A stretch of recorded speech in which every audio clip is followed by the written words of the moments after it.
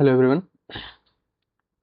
हम लोग set theory पढ़ रहे थे, जिसमें से हम लोगों ने पीछे इंटरवल्स के बारे में पढ़ रखा था। इंटरवल्स क्या होते हैं और उनके सेट्स क्या हैं, सेट्स के बारे में डिस्कस किया था। सारे इंटरवल्स डिस्कस किए थे। आपका ओपन इंटरवल क्या होता है, क्लोज इंटरवल क्या होता है, सेमी ओपन सेमी क्लोज क्या था, और इंटरवल्स की लेंथ को हम कैसे मेजर कर कैसे फाइंड करते हैं, इसके बारे में हम ऑलरेडी डिस्कस कर चुके हैं। तो मैंने पहले ही बताया था कि आज आपका पहले क्वेश्चन स्टार्ट होगा, फिर हम आगे बढ़ेंगे आपके जो आपके ऑपरेशन है on a set, operations on a set पे बढ़ेंगे, जिसमें से आपका यूनियन पढ़ना है, इंटरसेक्शन पढ़ना है, इन सारी चीज़ों के बारे में। तो ठीक है, तो सबसे पहले वाले क्वेश्चन पे आते हैं। सबसे पहला क्वेश्चन आपको शो हो रहा होगा स्क्रीन पे। क्या लिखा है? Let A is equal to A B C D. A B C D चार एलिमेंट है पहले सेट में। दूसरा सेट आपको दिया गया है B, B is equal to दिया गया ए बी सी, इसमें तीन एलिमेंट है। तीसरा सेट आपको दिया गया बी डी, बी और डी, इसमें दो एलिमेंट है। हमको फाइंड करना है, find all X, all sets X such that something this. आपको इन्फॉर्मेशन दिया गया पहला, X is a subset of A and x is a subset of C. हमको एक ऐसा सेट फाइंड करना है कि जो कि क्या हो, X is subset of A हो and x is subset of C हो। दूसरे में हमको क्या सेकंड है, X is subset of A and X does not in subset of B. X B का सबसेट ना हो बट ए का सबसेट हो, ऐसी सिचुएशन को क्रिएट करके हमको क्या करना है, यहाँ पे सेट को फाइंड करना है। क्लियर? चले आगे बढ़ते हैं। चलिए सोल्यूशन की तरफ आते हैं हम लोग। देखो, अगर हम सोल्यूशन की बात करें तो सबसे पहले वाले क्वेश्चन की तरफ बढ़ते हैं। पहला वाला क्वेश्चन हमारा क्या है, दिस। क्या बोला गया है? X is subset of A and x is subset of C. इस चीज को हमको रिप्रेजेंट करना। तो सबसे पहले हम क्या कर लें, पावर निकाल लें सारे सेट का, क्योंकि हमको सबसेट की ही बात करनी है यहाँ पे। तो सबसेट हमको सारे सबसेट कहाँ मिल जाएंगे, पावर सेट में ही मिलेंगे। अभी मैंने पीछे पढ़ाया, डिस्कस किया था कि पावर सेट जो होता है ऑल सबसेट्स का कलेक्शन होता है। तो हम तीनों सेट ए बी सी तीनों का क्या निकाल लें, पावर सेट निकाल लें। तो पी ऑफ ए आपका क्या बनेगा, पी ऑफ बी आपका क्या बनेगा, और पी ऑफ सी आपका क्या बनेगा। तीनों फाइंड कर लेते हैं। पी ऑफ ए में आपके पास क्या बनेगा, five A B C D, इस तरह से सो ऑन जितने भी बनेंगे। टू की पावर फोर बनता है, टू की पावर एन बनता है। तो इतने आपके सबसेट हो जाएंगे। सारा नहीं लिख रहे हैं, आप इतना तो कंसिडर कर ही सकते हैं। इसमें अगर हम लिखे तो क्या मिलेगा, फाइव ए बी सी, उसके बाद आपका ए बी,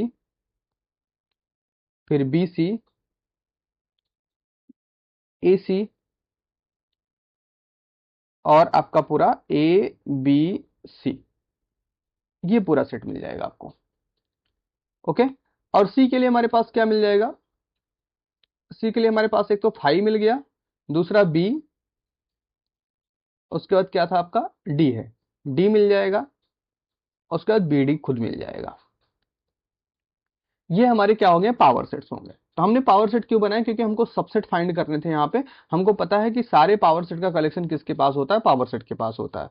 अगर आप नहीं भी करते तो कोई दिक्कत नहीं, आप अपने हिसाब से थिंक कर सकते हैं, बट इतना ध्यान रहे, पावर सेट जो होता है वो सभी सबसेट को कलेक्ट कर रहा होता है। इस वजह से मैंने सबका क्या निकाल लिया, पावर सेट निकाल लिया। अब हमको चाहिए क्या, यहाँ पे कंडीशन क्या है, X is subset of A and X is subset of सी।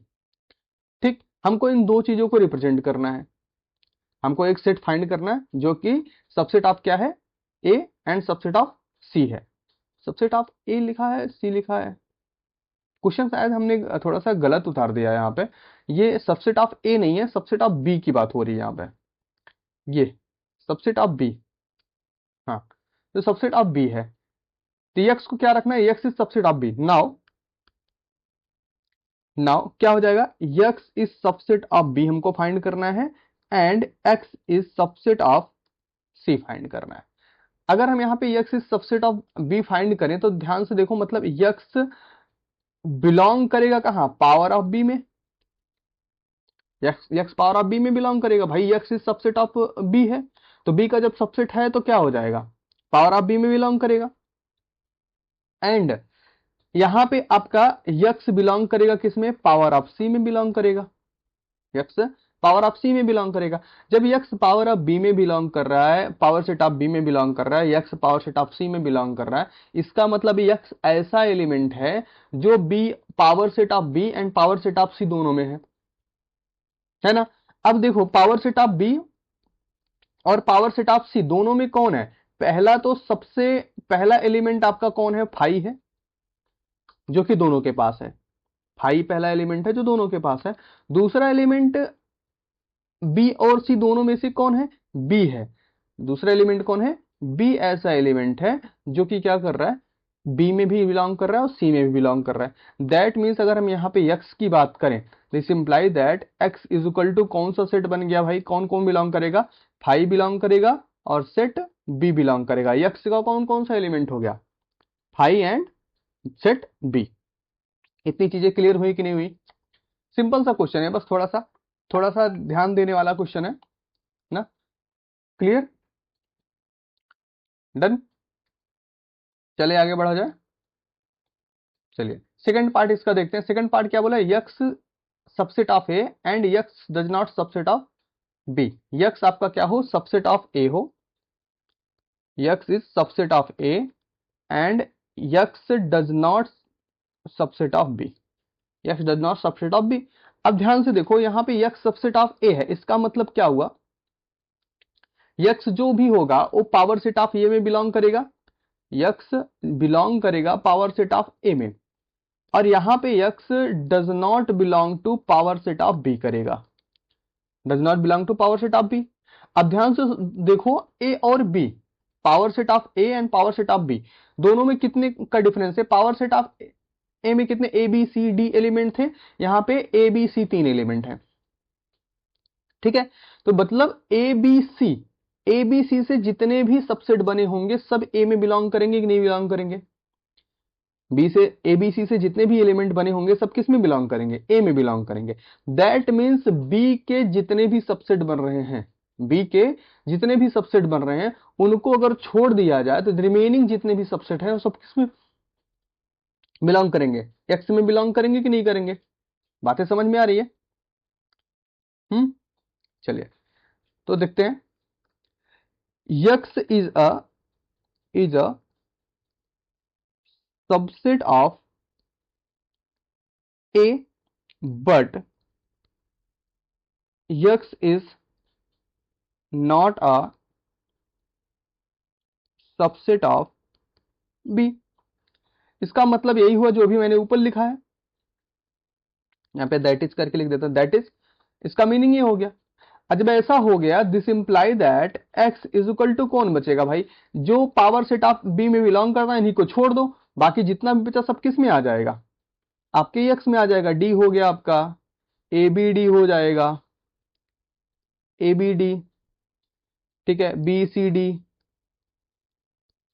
और कौन सा हो सकता है, ए सी डी हो सकता है, और क्या हो सकता है, ए डी हो सकता है, हाँ ठीक है, ए डी नहीं आएगा बी वाले में, और कौन आ सकता है, बी डी भी नहीं आएगा, सी डी भी नहीं आएगा इस तरह तो, है ना, सी डी भी नहीं आएगा, और क्या हो सकता है, एक बड़ा वाला set A B C D खुद ही नहीं बिलोंग करेगा। आई थिंक बस इतना ही आएगा ये सेट, ये यक्स क्या हो गया, यक्स हो गया, ये पूरा का पूरा क्या हो गया, यक्स बन गया। हमको यही तो चाहिए था, यक्स किसका सबसेट हो, ए का सबसेट हो, बट यक्स बी का सबसेट ना हो। तो बी का सबसेट ना होने के लिए हमको क्या करना है, यक्स को बी के बिलोंगिंग से बाहर रखना है। अब पूरा का पूरा पावर सेट ऑफ बी मतलब सबसेट्स का कलेक्शन, बी का पूरे सबसेट का कलेक्शन ए में पूरा बिलोंग कर रहा है, ए में पूरा पूरा बिलोंग कर, दैट मीन्स हमको उतने एलिमेंट को छोड़ देना पड़ेगा, हमने उतने एलिमेंट को छोड़ दिया। बातें समझ में आई कि नहीं आई, बहुत ज्यादा भारी भरकम बात नहीं है, छोटी सी बात है। क्लियर है, डन, चलिए आगे बढ़ा जाए। नेक्स्ट क्वेश्चन हमारा क्या है, let B a subset of set A, मैंने एक बी लिया है जो कि ए का सबसेट है, ठीक है, and let power set of A B, power set of A B कुछ इस तरह से डिफाइन है, x belong to power set of A and x belong to power set of A and x is a superset of B, x is a superset of b। तब हमको show करना है, so that power set of a phi is equal to power set of a। दूसरा proof करना है, if a is equal to a b c d, b is equal to ab, list the all member of the set power set of ab, power set of ab। ठीक है, बहुत ज्यादा tough question नहीं है, ध्यान देते हैं क्या करना है। पहले क्वेश्चन के लिए बात करें अगर, तो पहला क्वेश्चन हमको, हमारे पास क्या क्या डाटा दिया गया है, बी है, हमको दिया गया power set of ab is equal to, हमको दिया गया X belong to power set of A. अब किस तरह से, यक्स है superset of B, X क्या है, सुपर सेट ऑफ बी है। इसका मतलब अगर हम इसको थोड़ा सा और अच्छे से लिखें तो हम लिख सकते हैं, मैं एक्स यहाँ पे स्मॉल लिख दे रहा हूं, कैपिटल लिखते हैं, capital X belong to power set of A such that, इसको अगर हम लिखें तो B is a subset of X लिख सकते हैं, ऑब्वियस सी बात है लिख सकते हैं। इसका मतलब तो यही हुआ ना, set of all those, set of all those subsets of A which contain B। Clear? तो power of A B is equal to X belong to power of A, X is a आपका क्या हो जाएगा, super set of B हो जाएगा। Then हम इसको लिख सकते हैं X belong to power of A and B is a subset of X लिख सकते हैं। क्लियर? किसी को कोई इशू इसमें? हाँ, इसको लिख सकते हैं सेट ऑफ ऑल दो subset of A which contains B, जो कि क्या कर रहा हो, बी को कंटेन कर रहा हो। अगर बी को कंटेन कर रहा है, सिंपल सी बात है, विच कंटेन्स बी, जो कि बी में कंटेन हो रहा है, तो power set of A phi, की अगर हम बात करें इज इक्वल टू क्या बनेगा, set of all those subset, set of all those subsets, all those subsets of A which contains phi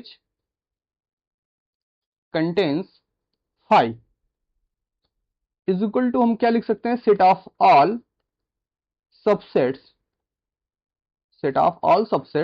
of set A is equal to क्या हो जाएगा, power set of A is equal to power set of A हो जाएगा। हमको data दिया गया था ना, P of A B is equal to X belong to power set of, और बी हमारा क्या हो जाता है, सबसेट ऑफ एक्स हो जाता था। जब बी सबसेट ऑफ एक्स है, इसका मतलब set of all those subset of A का जितने भी सबसेट होंगे विच कंटेन बी, जो कि क्या करेगा, कंटेन बी करेगा। अगर उसी तरह हम फाई की बात करें तो फाई को कंटेन करेगा, और जब फाई को कंटेन करेगा इसका मतलब A is equal to power set of A, simple. Clear हुई इतनी बातें? किसी को कोई इशू इसमें? चलिए आगे बढ़ते हैं।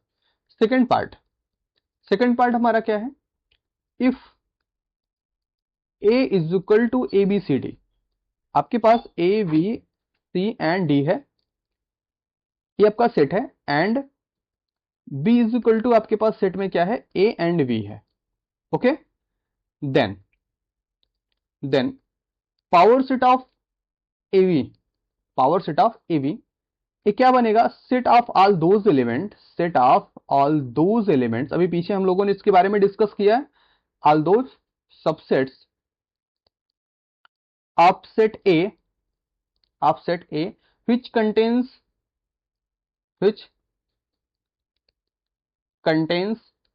B, जो कि क्या करेगा, B को कंटेन करेगा।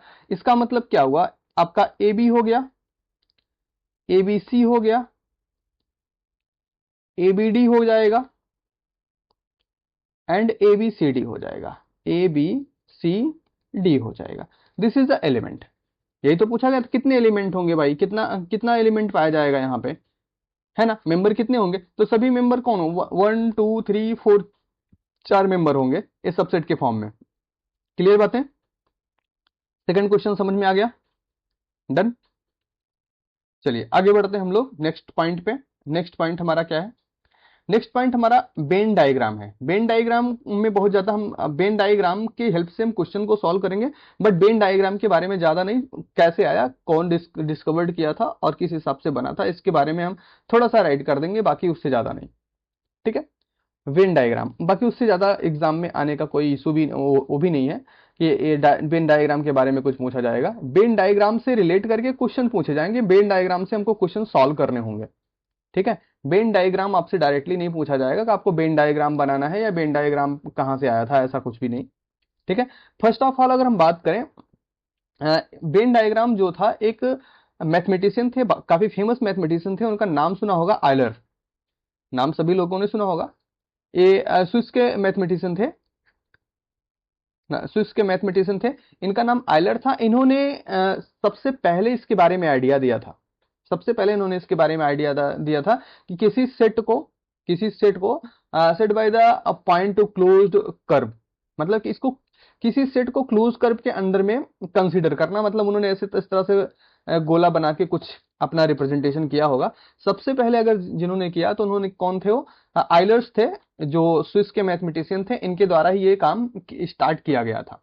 ठीक है, इन्होंने इसको सर्कल के या कर्व के फॉर्म में बाउंड करने का नोटेशन रिपीट, लेकिन फिर बाद में एक ब्रिटिश मैथमेटिशियन आते हैं जिनको जॉन बेन, जिनका नाम था, ब्रिटिश मैथमेटिशियन आते हैं जिनका नाम जॉन बेन था। क्या नाम था? जॉन, ये क्या लिख दिया मैंने, जॉन बेन, जिनके नाम से ये डायग्राम पूरा बनता है, बेन डायग्राम। सबसे पहले अगर किसी ने आइडिया उठाया तो कौन उठाया था? आइलर्स ने उठाया था। आइलर्स ने इसका आइडिया उठाया था कि किसी भी सेट को रिप्रेजेंट अगर करना है, रिप्रेजेंट मतलब मैं अगर बोलूं, इन्होंने एक आइडिया दिया, give an idea to represent a set by the point in closed curve, मतलब सारे पॉइंट्स को क्या करें, क्लोज कर्व के अंदर में हम रिप्रेजेंट करें, इस तरह से आइडिया आइलर्स ने दिया था। फिर उनके बाद, थोड़ा बाद में, एक ब्रिटिश मैथमेटिशियन थे जिनका नाम क्या था, अभी मैंने लिखा है, जॉन बेन।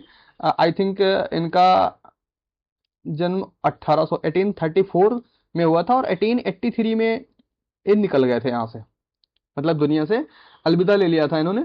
तो 1834 में आए थे और 1883 में चले गए थे, बट इन्होंने कुछ खतरनाक काम करके दिया हम लोगों को। जॉन बेन आते हैं और इन्होंने क्या किया, अपने आइडिया को, मतलब जो आइलर्स का आइडिया था, उसी आइडिया को पकड़ के brought this idea to predict ना, उसको क्या किया, प्रैक्टिस किया, प्रिडिक्ट किया, और क्या किया, काम किया, उन्होंने एक डायग्राम ड्रॉ कर दिया। उन्होंने क्या ड्रॉ कर दिया? एक डायग्राम ड्रॉ कर दिया, जिसको आज हम वेन डायग्राम के नाम से जानते हैं, कि एक आपका यूनिवर्सल सेट है, यूनिवर्सल सेट के अंदर में उन्होंने 2 3 4 सेट सर्कल के फॉर्म में, जैसे कि आयलर्स ने बोला था क्लोज कर्व में हमको रिप्रेजेंट करना है, तो उन्होंने क्या किया, एक सर्कल को ही क्लोज कर्व बनाया, एक सर्कल को ही क्लोज कर्व बनाया किसी सेट के लिए, दूसरे सर्कल को दूसरे सेट के लिए क्लोज कर्व बनाया, और जो एक रेक्टेंगल या स्क्वायर बनाया उसको उन्होंने यूनिवर्सल नाम दे दिया, यूनिवर्सल सेट, मतलब यूनिवर्सल सेट में से हम इस चीज को निकाल रहे होते हैं। ठीक है, तो इस तरह का रिप्रेजेंटेशन किन्होंने दिया, बेन ने दिया, जिनका नाम जॉन बेन था, 1834 से 1883 तक रहे। ठीक है, और इनकी वजह से इसका नाम बेन आइलर डायग्राम भी पड़ा, और बेसिकली इसको हम बेन डायग्राम बोलते हैं। ओरिजिनल नाम इनका इसका बेन आइलर डायग्राम होता है, बेन आइलर डायग्राम, डायग्राम्स, इसको बेन आइलर डायग्राम से पढ़ते हैं, शॉर्ट में हम लोग बेन डायग्राम बोलते हैं, बेन आइलर डायग्राम पूरा नहीं बोलते हैं। क्लियर है बातें? ये चीजें थी, थोड़ा सा राइट कर लेते हैं इसके इनके बारे में, क्या क्या कैसे कैसे हुआ। जो चीजें मैंने बताया वही उतना राइट करेंगे, उससे ज्यादा राइट नहीं करेंगे, खाली कंसीडर के लिए कि हाँ ये चीजें भी ऐसी हैं, कुछ याद रहे, पता होनी चाहिए, बस। ठीक, चलिए, फर्स्ट ऑफ ऑल, क्या हो गया भाई, हाँ, first of all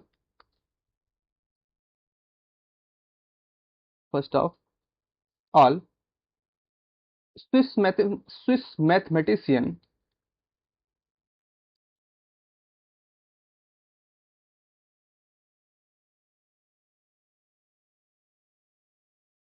Swiss mathematician Euler Euler give an idea gave an idea to represent, अभी मैंने जो बातें बताई उसी को मैं लिख दे रहा हूं, to represent a set by point in closed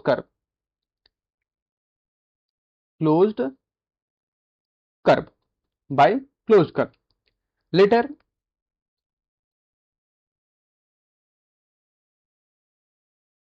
क्या हुआ भाई, इरेज क्या नहीं हो रहा। लेटर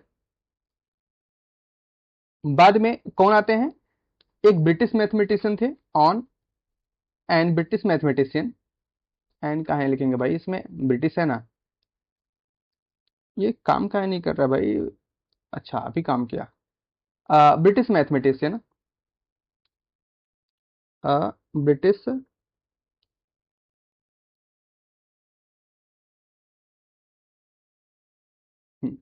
ब्रिटिश मैथमेटिशियन, एक ब्रिटिश मैथमेटिशियन थे जिनका नाम क्या था, John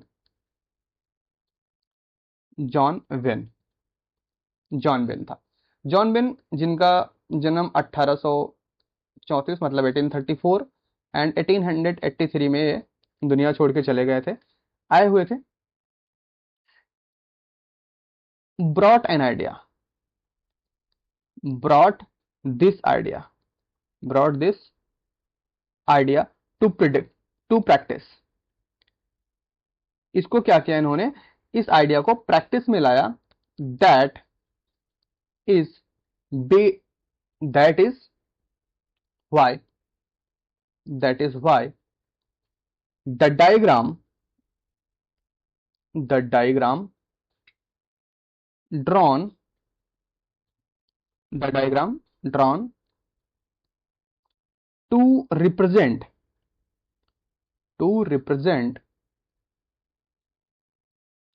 sets are called Venn Euler diagram और इसी को हम सिंपली क्या बोलते हैं, सिंपली हम बोल देते हैं वेन डायग्राम। क्या बोल देते हैं, वेन डायग्राम। वैसे समझ में आ गया होगा वेन डायग्राम क्या होता है सभी को। वेन डायग्राम एक आइडिया था आइलर्स का। आइलर्स ने एक आइडिया जनरेट किया था कि अगर हम क्या करें, पूरे के पूरे सेट को, सभी सेट को क्या करूं, एक क्लोज कर में उसको रिप्रेजेंट कर दूं या क्लोज कर में बाउंड कर दूं, है ना। क्लोज कर में बाउंड कर दूं तो क्लोज कर में बाउंड करने की वजह से क्या हो जाएगा, एक नॉर्मल रिप्रेजेंटेशन हो जाएगा। तो उस बिहाफ पे उसी पॉइंट को पकड़ के कुछ टाइम बाद आते हैं जॉन बेन। इन्होंने क्या किया, इसको क्लोज कर में रिप्रेजेंट किया। इनका रिप्रेजेंटेशन कुछ ऐसा था, आपको हम दिखा देते हैं बना के। इन्होंने रेक्टेंगल और स्क्वायर को एक यूनिवर्सल सेट नाम दिया। क्या नाम दिया, यूनिवर्सल सेट। इसको बोला इन्होंने क्या है कि ये यूनिवर्सल सेट है, ठीक है। इन्होंने यूनिवर्सल सेट नाम दे दिया इसको, ठीक। अब यूनिवर्सल सेट में इन्होंने सेट बनाना शुरू किया। जैसे एक सेट इन्होंने ए बना दिया, ये सेट ए हो गया। इसके अंदर में ए के सभी एलिमेंट है। एक सेट और बना दिया बी मतलब अगर ए बी के अंदर में कंटेन कर रहा है तो कुछ ऐसा बन जाएगा। अगर बी का कुछ हिस्सा ए के कुछ हिस्से में कॉमन आ रहा है तो कुछ इस तरह से इन्होंने रिप्रेजेंट किया। और अगर सपोज दैट ए और बी का कोई भी हिस्सा एक दूसरे में कॉमन नहीं है, इन्होंने कुछ इस तरह से बना दिया। ये आपका यूनिवर्सल ही है, जो आपका रेक्टेंगल या स्क्वायर बन रहा है ये आपका यूनिवर्सल सेट है। तो दैट मीन्स कुछ इस तरह से उन्होंने इस पूरे के पूरे सिस्टम को, वेन डायग्राम को इस तरह से रिप्रेजेंट कर दिया था। बातें समझ में आ गई, डन। तो बेन ने इस तरह से रिप्रेजेंट किया था पूरे के पूरे सेटअप को, और इसी को हम आगे वेन डायग्राम के नाम से पढ़ते हैं। बेसिकली इसका नाम वेन आयरल डायग्राम होता, आइलर्स डायग्राम होता है, और इसकी हेल्प से हम बहुत सारे क्वेश्चन को आसानी से सॉल्व कर पा जाते हैं। क्लियर, चलिए तो आज की क्लास हम इसी पे क्लोज करते हैं। बहरहाल आज की क्लास बहुत छोटी है। कल या इसके बाद की जो भी क्लासें होंगी बड़ी होंगी, इसके बाद के लगभग सारी क्लासें बड़ी रहेंगी। और कल इससे स्टार्ट हो जाएगा यूनियन एंड इंटरसेक्शन, और यूनियन एंड इंटरसेक्शन स्टार्ट होने के बाद से आपकी क्लासेस लंबे टाइम तक की रहेंगी। ठीक है, आप लोग पढ़ते रहिए, जुड़े रहिए एबल मैथ्स के साथ और मेहनत करते रहिए। Thank you. जय हिंद।